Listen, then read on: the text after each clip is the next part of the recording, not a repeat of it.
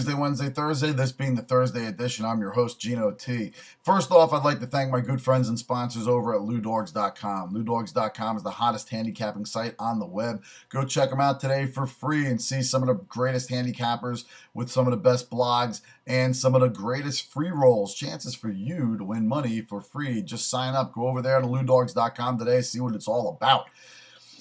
First thing I want to get off my chest today is a little bit about the Boston Celtics. Why is Rajon Rondo being the talk of trade? They should actually keep Rajon Rondo. I know him and Doc Rivers are not seeing eye to eye lately, but Doc Rivers has to be seeing the fact that he is the most productive point guard in the league, basically.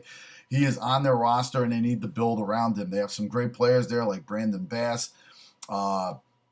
Chris Wilcox is probably their best center. I mean, they really need to upgrade at better places. Getting rid of a point guard here and bringing in someone to maybe stir up the center. I mean, Jermaine O'Neal, the guy's been hurt every year. Paul Pierce is their best scoring option in the older guy category there, and they have a lot of them. In this case, I mean, with Brandon Bass there, he's an up-and-coming star. Work with him. You've got Avery Bradley, another point guard that could really help from the tutelage of Rondo. I think if you can make Rondo happy, get rid of some of the older players. I mean, they're slack on the team. They're not doing well with them. They're not going to continue on with them. Obviously, they're not going to be there for the future, and they're not going to win with them this year. They need to cut the roster down, bring in some of the new talent, and work with some of the new talent that they have. Rajon Rondo is the way to do it. Perhaps they can bring in somebody at center to shore it up because they have nobody there. And I don't know if a trade with Rondo is going to help. I mean, you're going to be subbing out one of your best point guards for what, a center? I think in this situation with the Celtics, they need to keep their point guard and build around him. Make him happy. I'm telling you, you'd be making a mistake getting rid of him at this point because you have a lot of older players on this roster that could easily be moved, cut down the salary cap, and then look towards next year, maybe bring in one or two players. You're not going to do much this year. You're barely into the 8th seed at this point. Put the year to scrap. I mean, what are you going to do? Start over, but build around Rondo. I'm telling you, that would be the way to go. Now, on to tonight. I know last night we went 0 for 2, and we're looking to turn that around. We're still 6-3, last 9 out. And tonight we're going with 3 plays. Yes, 3 plays. I got the Oklahoma City Thunder laying 1 at Orlando.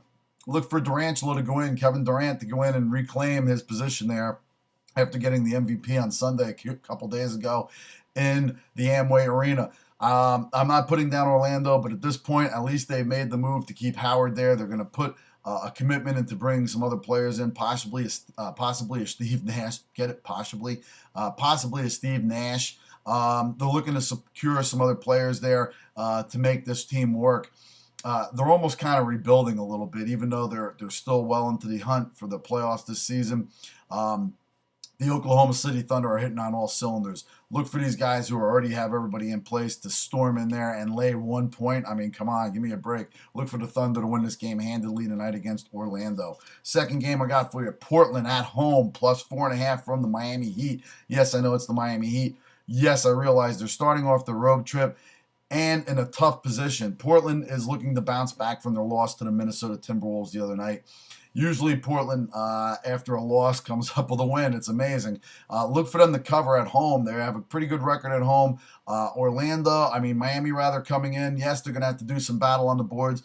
Really, all Portland has to do this game to turn things around is work hard on the boards. That's what they haven't done lately, and they need to close the game out. Look for them to stay strong here at home and cover the 4.5 points. Late game, LA Clippers. Yes, they're taking a trip up to Arco Arena to visit the Kings, who have, yes, won a couple in a row. Don't look for that streak to continue. I know the Clippers have had problems at Arco Arena. Look for them in this case to give the 3.5. This isn't a big trip for them.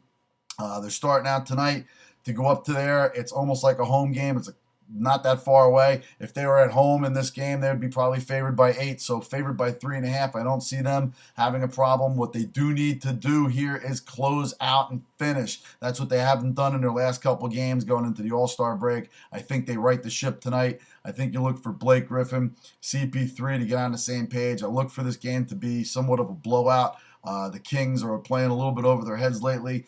And the Clipper team that's coming in is a much better quality than what they played. So there's your 3 picks. OKC Thunder, Portland, plus the points at home, and the Clippers with giving the points on the road. Take it to the book, take it to the bank. And until next week, have a great weekend and you take it easy.